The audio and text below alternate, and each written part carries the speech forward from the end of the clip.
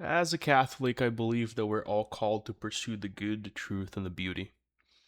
But I do think that everyone is called to a different side of this whole thing. You know what I mean?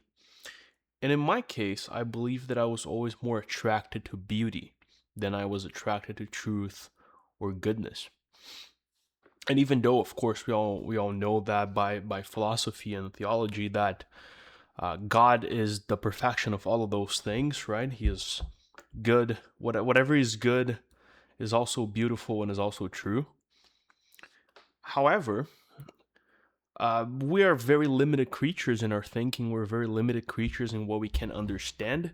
So I do believe that usually what most people do is that they dedicate themselves to pursuit of one of those things. For example, a person that gets a lot into history or journalism, those people they're usually looking for the truth, right? Or a person that is very closely related to charities or organizations that do charity and those kinds of charity work. I do think that those are people that are more um, inclined to pursue the good, right? And in my case, I always had a thing for beauty. And when I look back at my life, I can see clearly in my history how I always pursued in sinful and also in unsinful ways, how I always pursued beauty in multiple aspects, right? So I'll give you an example. One of the things that always attracted me was photography, right? Photography was always something that was really big in my life. First, because it got me a sort of validation from other people. I would take photos as a kid, and everyone's like, "Oh, how cute! He takes cute photos." But it's also something about capturing the beauty of things that really attracted me to it, that really struck me. When I first got handed a camera and I took a photo of a bird, I remember I was at a zoo. I think I clearly have this memory, man. It's kind of crazy now that I'm talking about it. It's coming to my mind. I remember that I was at a zoo when I was a little kid, and my parents had this little digital camera at the time. They gave it to me, and they were like, you can take photos of the animals and of the plants and of the flowers. And I just went crazy for that thing. And I was just taking photos of the animals and taking photos of the flowers and of the birds and of the insects, everything. I was just fascinated by that thing that had the ability to capture what my eyes were seeing. Something else that always deeply resonated with me, that I always felt a very deep longing for, was the pursuit of love. Right, a love that was not, this filthy, degenerate thing that we have nowadays with hookup culture, with all those weird online relationship standards. I was looking for this kind of pure, wholesome love. And I think that's why one of the reasons that I was deeply attracted to watching anime when I was a kid. I grew up on anime. Still nowadays, the only thing that I pretty much watch is anime. I can't really stand what Hollywood and Netflix and those kinds of, like, the modern Western media culture production. So I'm always drawn to anime and those sorts of things because they can still, in a way, represent this pure, wholesome form of love, right? This deep companionship, loyalty, sacrifice, right? And even honestly, even when I look back and all the consumption that I did, and all the problems that I had with pornography, with consuming those sorts of content, deep down I was looking for some sort of beauty in the sexual act, right? I don't know how familiar you guys are with theology of the body from John Paul II, but the little that I looked into it, it's kind of like, yes, I can see that, and I can see that beauty of the sexual union that the church shows us, but there's also something about that animalistic, letting yourself get lost in the thing that is just, of course, is not, when described, it can become a little bit even nasty, but it's like all too graphic maybe for this kinds of conversations within the church. But even outside, I was looking for that thing. That I was looking for beauty at the end of the day. Also, the beauty of the body, right? from the harmony and the proportions and a well sculpted body that went through physical training, right? It's something that I always admired, people that were in shape, something that I always pursued for myself and that I deeply, deeply care about. I have no problem to say that I work out to look good and to feel good, because I think those two things are really connected, right? If what's beautiful is also good and is also true, in a way, right? Of course, ultimately, not every single time, I guess. I don't know. I'm not really that well versed in that logic, but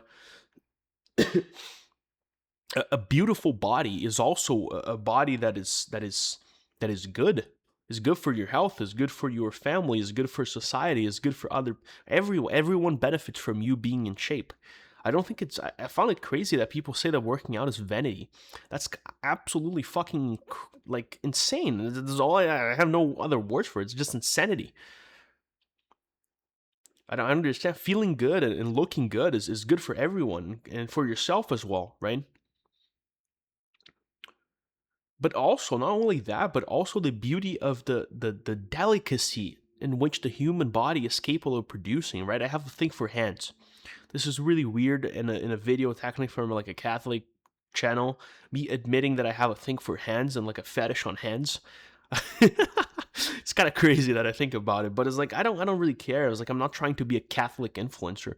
I literally opened this channel just to talk about the things that I've noticed in my life, and just to literally, I'm not trying to be a role model for anyone. I'm a terrible fucking Catholic if you ask me about it. I'm an absolute nasty piece of shit, and I'm just trying my best here. But I do have a thing for hands, because when you see people manipulating things, right, writing, cooking, I don't know, sewing, um, just manipulating objects, holding a cup. I don't know. There's just this playing instruments. Have you ever seen someone playing an instrument? There's just this delicacy in the movement of the hands that just absolutely fascinates me. And the fact that we're capable of doing those things naturally just comes to show how beautiful God's creation is. Right? There's the beauty of the details, but there's also the beauty of the big things, the magnanimity of God's creation, the mountains, the a beautiful landscape. It just all tells us, it just all shows us how beautiful creation is. And if you have your eyes trained enough, here's the point that I'm trying to make here. If your eyes are trained enough, you don't need to listen to a single bit of theology, of philosophy, to understand the existence of God, to get to God's existence, just by looking at how beautiful everything is. And how there's just this beauty permeating everything that just connects itself perfectly. When you look at that, like if you have enough sensitivity, you can get to God's existence by looking at anything, right? If God created everything, that means everything is connected. That's what symbolism is all about. Symbolism, symbolum, like the word symbolum, means to connect. So when you have two separate things and you connect them by a third thing that's usually not there, that's what they call making a symbolical, like an analogy, a symbolical connection, right? When I say a woman, a beautiful woman in a garden, they're both pleasant, right? I am making that connection. It's not that I'm making some shit up. It's like that connection really is there. When you look at a woman and you look at a garden, when you look at a cat and you look at the moon, when you look at a lion and you look at the sun, instinctively you can make that connection. That's like, well, there's something about those two things that are similar to each other. That is symbolism. And it's something that I really love studying.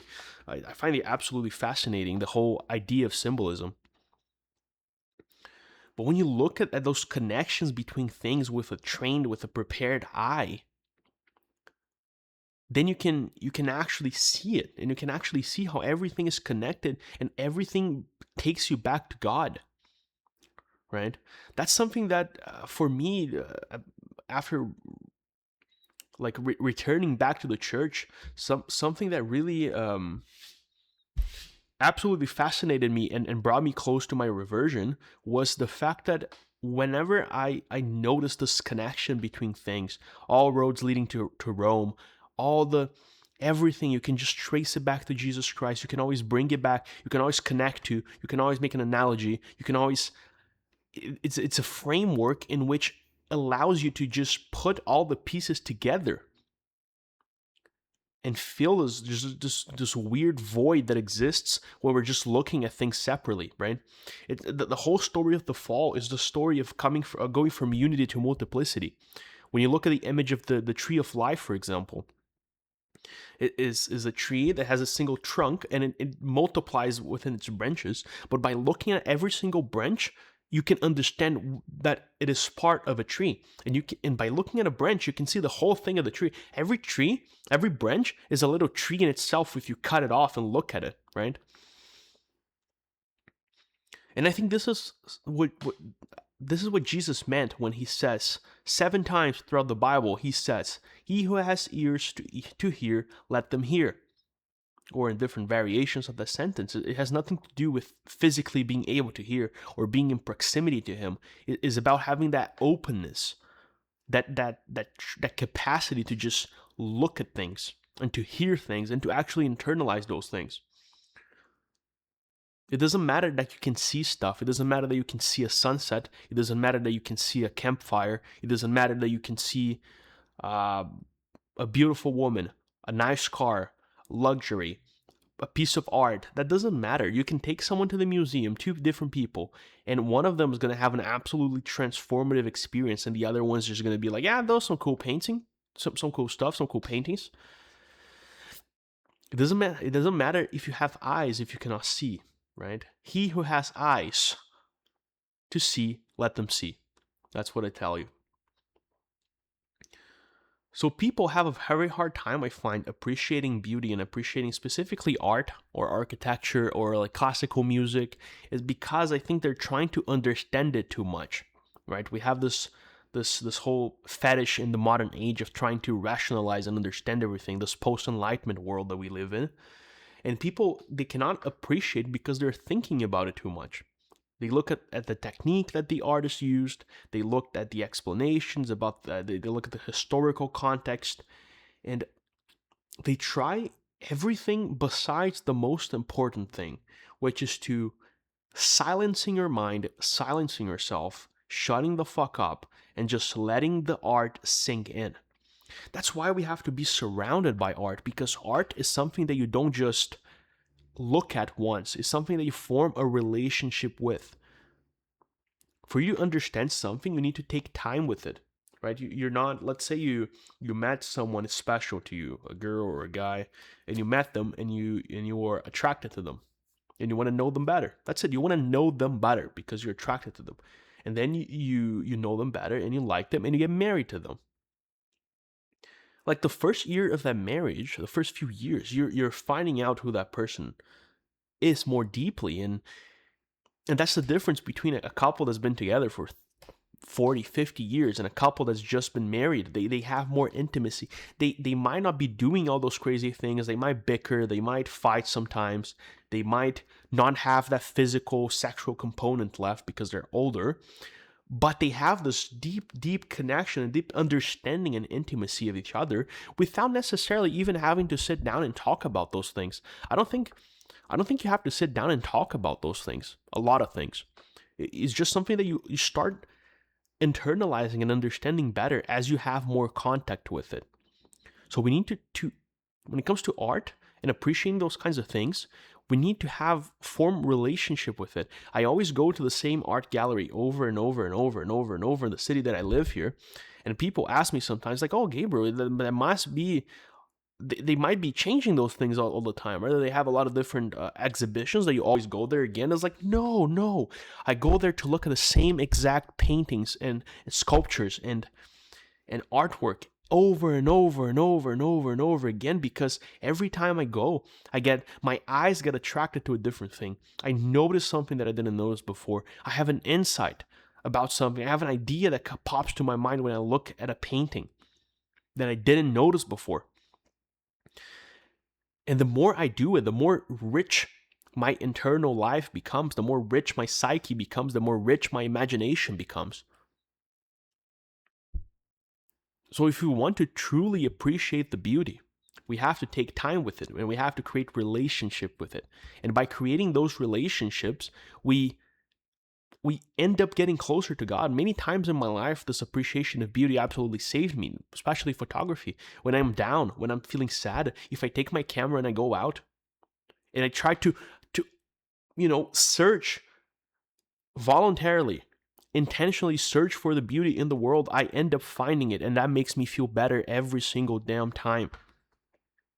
So that's a topic that I want to delve into more in the future, right? It's something that I want to study more, maybe specialize myself more into, this whole idea of beauty and the search for beauty. I know there's a lot of good YouTube channels around about this. I'm looking right now into one of the books that I want to read this year is something about aesthetics from von Hildenbrand, Catholic writer. And yeah, let me know what you guys think about this whole thing.